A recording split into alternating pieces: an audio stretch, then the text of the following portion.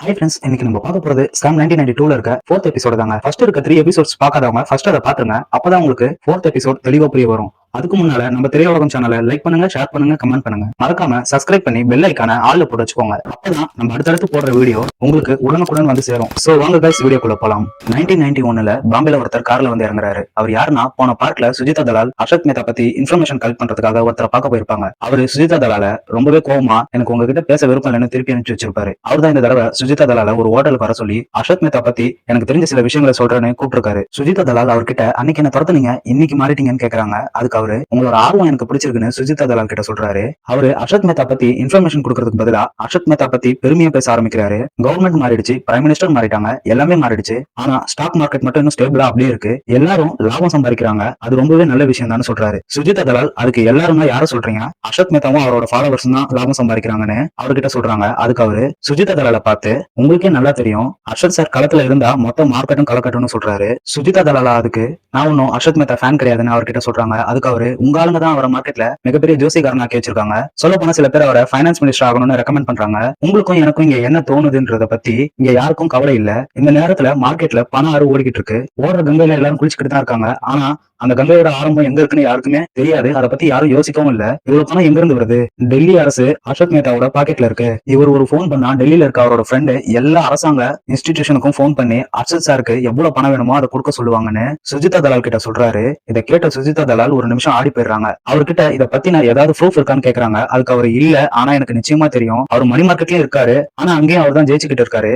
எல்லா financial institutions banks அர்ஷத்தோட பாக்கெட்ல இருக்கு. அவரு எல்லா செக்யூரிட்டிஸையும் கார்னர் பண்ணி மார்க்கெட்ல எந்த பொசிஷன் வேணுமோ அதை பிடிக்கிறாரு. ஒரு விஷயத்த நீங்க தெளிவா புரிஞ்சுக்கோங்க, உங்களோட மெரிட்டோ உங்களோட ஸ்கில்ஸோ எதுவுமே இல்ல. இங்க நீங்க உண்மையா ஜெயிக்கணும்னா இங்க இருக்க பேங்க் அபிஷியல்ஸை நீங்க கவனிச்சுதான் ஆகணும். அர்ஷத் சாருக்கு அது கைவந்த கலை. அவர் பண்ணா நம்மளும் பண்ணிதான் ஆகணும், வேற வழி கிடையாது. பேங்க்காரங்களை சந்தோஷப்படுத்தலன்னா எங்களுக்கு கிடைக்கிற கொஞ்சம் பிசினஸும் கிடைக்காம போயிடும். போன வாரம் யூகோ பேங்க்ல இருந்து அர்ஷத்துக்கு 50 கோடி ரூபாய்க்கான கிளீன் கிரெடிட் கொடுத்தாங்க அப்படின்னு சுஜிதா தலால் கிட்ட சொல்றாரு. அதுக்கு சுஜிதா தலால், இதை பத்தி நான் ஸ்டோரி பண்ணணும்னு நீங்க நினைக்கிறீங்களா, உங்களை மென்ஷன் பண்ணலாமான்னு கேக்குறாங்க. அதுக்கு அவரு வேணான்னு சொல்லிடுறாரு. அதுக்கு சுஜிதா தலால், அப்ப இது ஸ்டோரியே இல்ல, நீங்க சொல்ற மாதிரி நானும் நீங்களும் பேசிக்கிறதுல எந்த பிரயோஜனமும் இல்ல.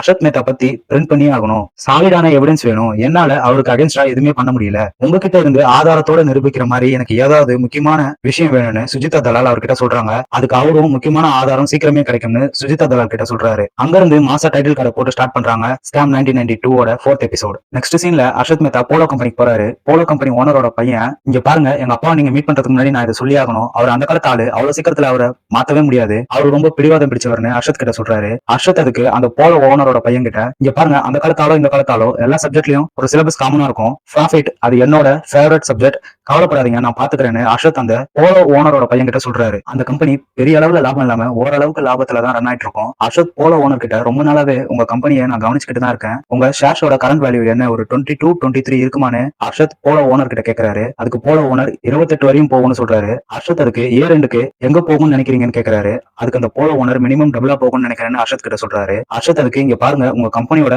ஷேர்ஸ் எனக்கு தெரிஞ்சு 400 வரைக்கும் கொண்டு போக முடியும்னு அந்த போலோ ஓனர் கிட்ட சொல்றாரு. அதுக்கு அந்த போலோ ஓனர், இது மாதிரிலாம் நான் நிறைய கேள்விப்பட்டிருக்கேன்னு சொல்றாரு. அர்ஷத் அதுக்கு, உங்க கம்பெனி என்ன ஏர்ன் பண்ணுதோ அதோட பேசிஸ்ல மட்டும் வேல்யூ பண்ணக்கூடாது, உங்க பிசினஸ் நீங்க எப்ப ஆரம்பிச்சீங்கன்னு போலோ ஓனர் கிட்ட அர்ஷத் கேக்குறாரு. அதுக்கு அவரு 1972ன்னு பதில் சொல்றாரு. அர்ஷத் அதுக்கு, 19 வருஷம் ஆச்சு, இது லாங் டைம், நிறையவே இன்வெஸ்ட் பண்ணிருப்பீங்க, உங்க பேஷன், உங்க டைம், தூங்காம எத்தனையோ இரவுகள், இந்த 19 வருஷத்துக்கு முன்னாடி இந்த கம்பெனி ஆரம்பிக்கிறதுக்கு நீங்க எவ்வளவு பணம் போட்டீங்களோ இப்ப அதே அளவு பணம் இருந்தும் இன்னொரு கம்பெனியை உருவாக்க முடியுமா? Not possible. சோ போலோ மாதிரி ஒரு கம்பெனி நடத்துறதுக்கு எவ்வளவு பணம் தேவைப்படும், அதுதான் உங்க கம்பெனியோட ரியல் வேல்யூ. நீங்க வேணா ஏசிசியோட ஷேர்ஸை எடுத்து பாருங்க, 300ல இருந்துச்சு, இப்ப எங்க போயிருக்குன்னு அர்ஷத் போலோ ஓனர் கிட்ட கேக்குறாரு. அதுக்கு அவரு 3000 வரைக்கும் போயிருக்குன்னு அர்ஷத் கிட்ட பதில் சொல்றாரு. இங்க பாருங்க, ஷேர் மார்க்கெட்ல சில பேர் லக்க நம்புவாங்க, ஆனா நான் லக்க மட்டும் இல்ல மதிப்பையும் நம்புறவன். நான் புரிஞ்சுக்கிட்ட வரைக்கும் உங்க கம்பெனியோட வேல்யூ நீங்க நினைக்கிறத விட அதிகமாவே இருக்குன்னு அர்ஷத் போலோ ஓனர் கிட்ட சொல்றாரு. அதுக்கு அந்த போலோ ஓனர் அர்ஷத் கிட்ட, உங்களுக்கு என்ன லாபம்னு கேக்குறாரு. அர்ஷத் அந்த போலோ ஓனரை பார்த்து பங்கு தான் லாபம்னு சொல்றாரு. அதுக்கு அவரு எவ்வளவு எதிர்பார்க்கறீங்கன்னு கேக்குறாரு. அர்ஷத் அதுக்கு உங்க இஷ்டம் சொல்லிடுறாரு. போலோ ஓனர் அர்ஷத் கிட்ட என்ன கேட்க வராருன்னா, கொஞ்ச நாளைக்கு முன்னாடி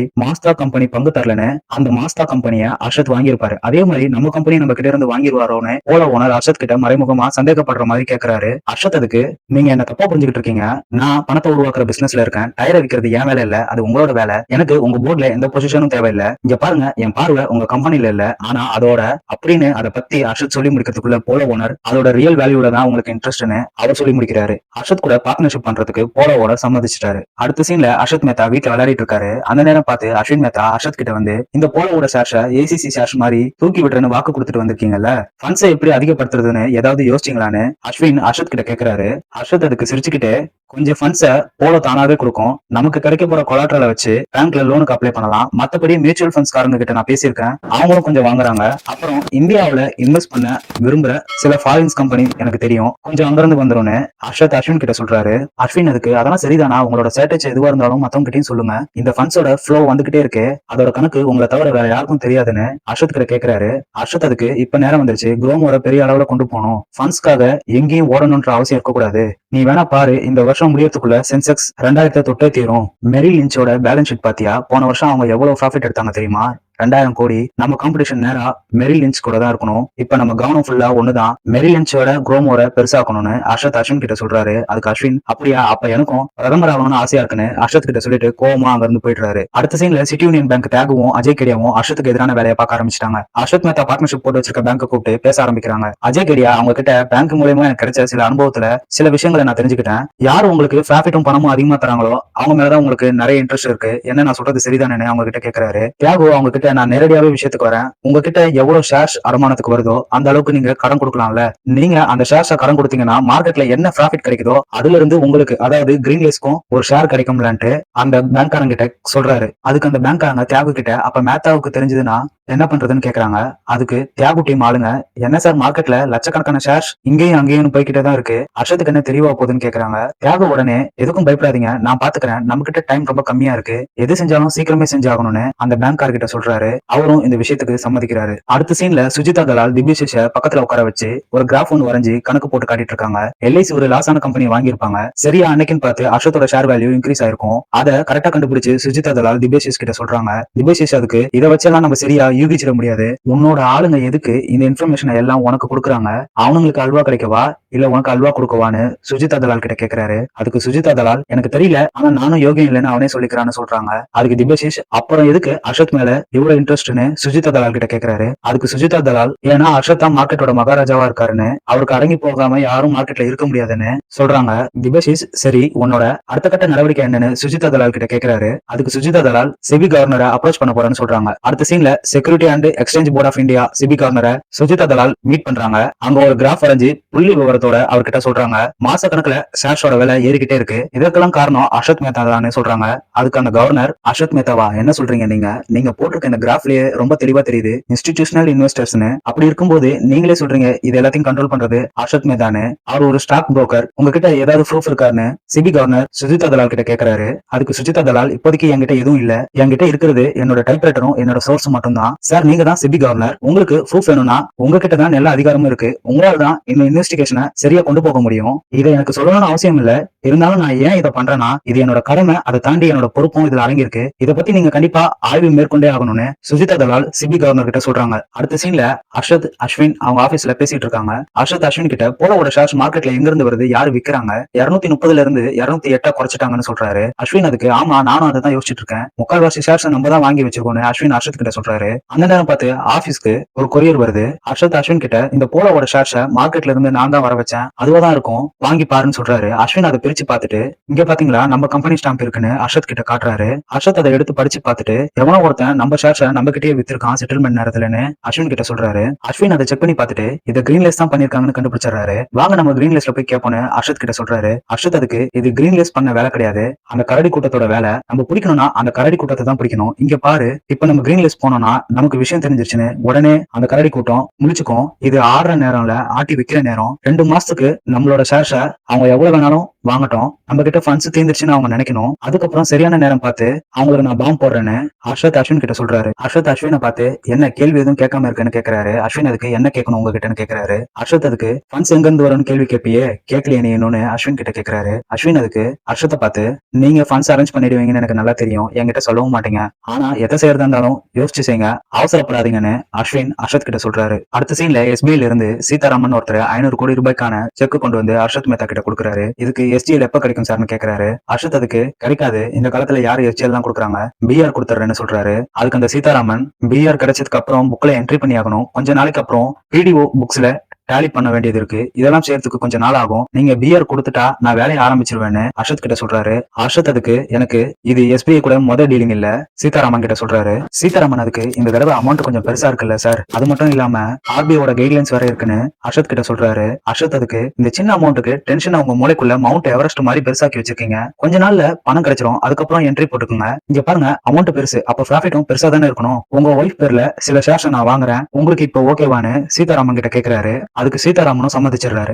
அடுத்த சீன்ல ஆர்பிஐயோட கவர்னர் கிட்ட அவர்கிட்ட ஒர்க் பண்றவங்க சொல்றாங்க, சார் நாங்க எல்லா பேங்க்குக்கும் ஸ்ட்ரிக்டான கைட்லைன்ஸ் கொடுத்தோம், அவங்க அதன்படி தான் நடந்துட்டு இருக்காங்க, ஆனா சில பேங்க்ஸ் மட்டும் தான் அந்த ரூல்ஸை ஃபாலோ பண்றது இல்ல, எஸ்பிஐ ரிப்போர்ட்ஸ் எல்லாம் பாருங்கன்னு அந்த ஃபைல அந்த கவர்னர் கிட்ட கொடுக்குறாங்க.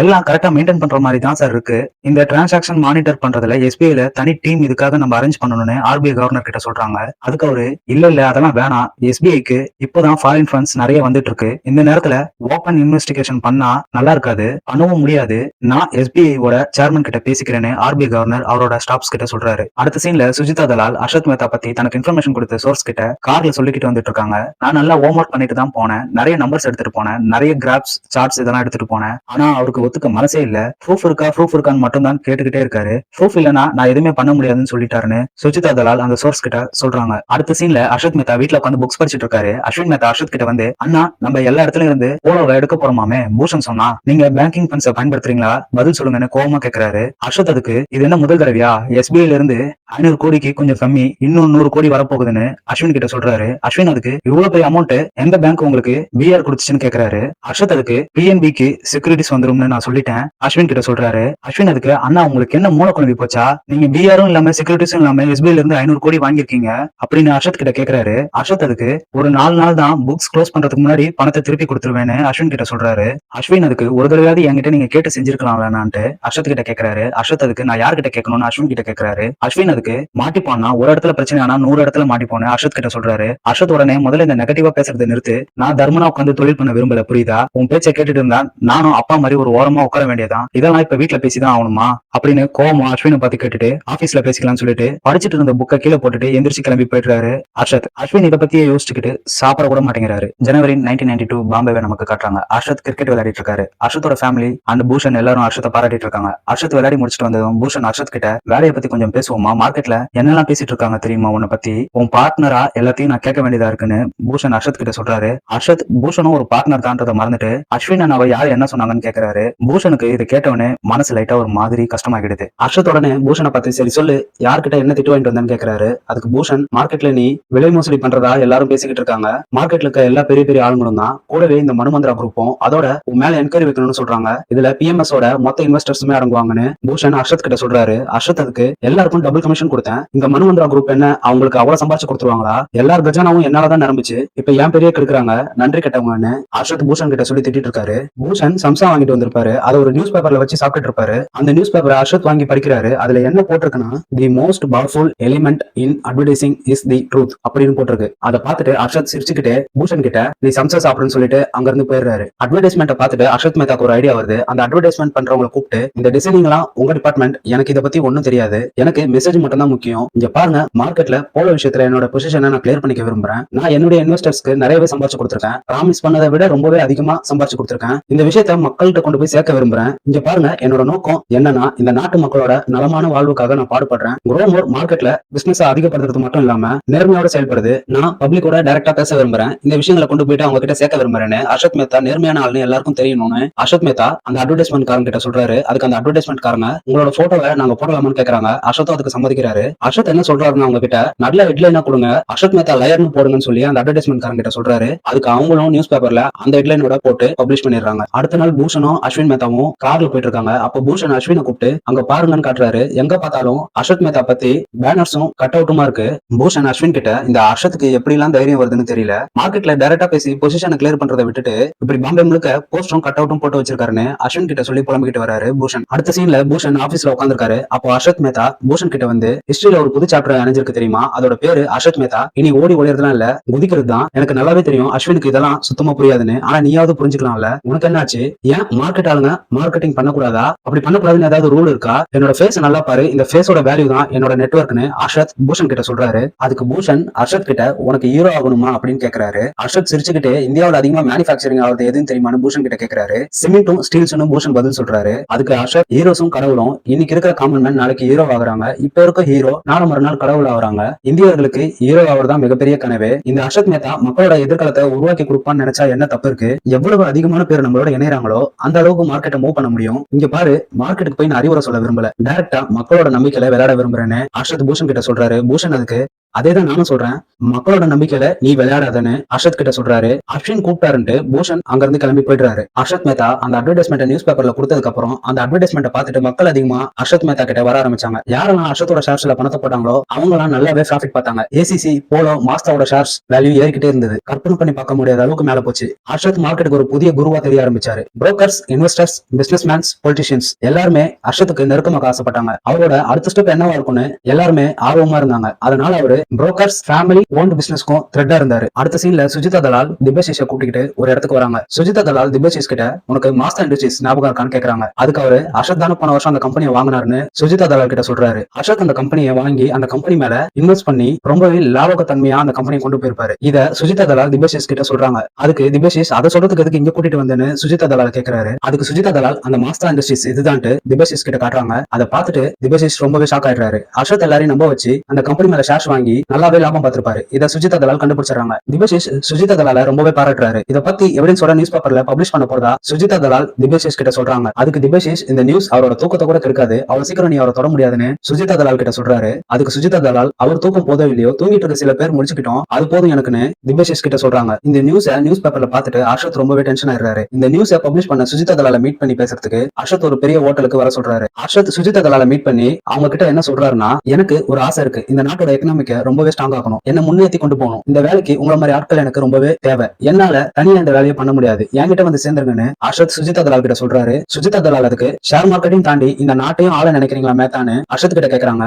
அர்ஷத் அதுக்கு என்னோட வந்து சேர்ந்துருங்க, நான் மக்களை உருவாக்குறேன்னு சொல்றாரு. அது மட்டும் இல்லாம லைஃப்ல நீங்க எவ்வளவு சம்பாதிப்பீங்க, அதுக்கான மொத்த செட்டில்மெண்ட்டையும் நான் இப்பவே தரேன், என்னோட வந்து சேர்ந்துருங்கன்னு அர்ஷத் மேத்தா சுஜிதா தலால் கிட்ட சொல்றாரு. அதை கேட்டு சுஜிதா தலால் ரொம்பவே கோவமாகி அர்ஷத்தை பார்த்து, மார்க்கெட்ல எவ்வளவு தூரம் நீங்க ஆட்டம் போடுவீங்க, உங்களோட ஃபண்ட்ஸோட சோர்ஸ் ஒளிஞ்சிருக்கிற வரைக்கும் தான், என்னைக்கு அந்த சோர்ஸ் எல்லாம் பப்ளிக் ஆகுதோ அதுக்கப்புறம் உங்களோட எல்லா பர்சனல் ஃபண்ட்ஸும் பப்ளிக் ஆகும், அதுக்கப்புறம் 20 நாள் கூட தாங்காத இந்த உங்களோட ஆட்டம், இந்த மக்களை உருவாக்குன்னு சொல்றதெல்லாம் இதோட நிறுத்திக்கங்கன்னு சுஜிதா தலால் அர்ஷத் கிட்ட சொல்றாங்க. அர்ஷத் அதுக்கு உங்களை சந்திச்சதுல எனக்கு ரொம்பவே சந்தோஷம், என்னைக்காவது ஒரு நாள் என்ன நீங்க இன்டர்வியூ எடுக்கணும்னு வாய்ப்பு உங்களுக்கு கிடைக்கணும்னு நான் ஆசைப்படுறேன், ஆனா என்ன இன்டர்வியூ எடுக்கிறதுக்கு முன்னாடி என்னை பத்தி நீங்க முழுசா தெரிஞ்சுக்கங்க, அப்படி தெரிஞ்சுக்கிட்டாதான் நீங்க என்கிட்ட கோவப்பட மாட்டீங்கன்னு சிரிச்சுக்கிட்டு அர்ஷத் சுஜிதா தலால் கிட்ட சொல்றாரு. அடுத்த சீன்ல அர்ஷத்தோட ஆபீஸ்ல ஒரு போன் கால் வருது. ஜிக்னேஷ்னு ஒருத்தர் அர்ஷத்துக்கு கால் பண்ணி, அர்ஷத் சார் கொஞ்சம் கவனமா இருங்க, நாளை காலையில 8 மணிக்கு உங்க வீட்டுக்கும் உங்க ஆபீஸ்க்கும் இன்கம் டாக்ஸ் ரைடு வர போறாங்க, இது கன்ஃபார்ம் இன்ஃபர்மேஷன் தான்ட்டு அர்ஷத் கிட்ட சொல்றாரு. அர்ஷத் அதுக்கு எத்தனை பேர்னாலும் வரட்டும், நானே அவங்கள வரவேற்கிறேன்னு ஜிக்னேஷ் கிட்ட சொல்லிட்டு போனை கட் பண்ணிடுறாரு. அர்ஷத் உடனே அஸ்வினை கூப்பிட்டு நாளைக்கு இன்கம் டாக்ஸ் ரைடு வர போறாங்கன்னு சொல்றாரு. ஆபீஸ்ல இருக்க டேட்டா ஃபைல்ஸ் அண்ட் எல்லாத்தையும் சேஃபா ஸ்டோரேஜ் பண்ணி வச்சுக்கிட்டு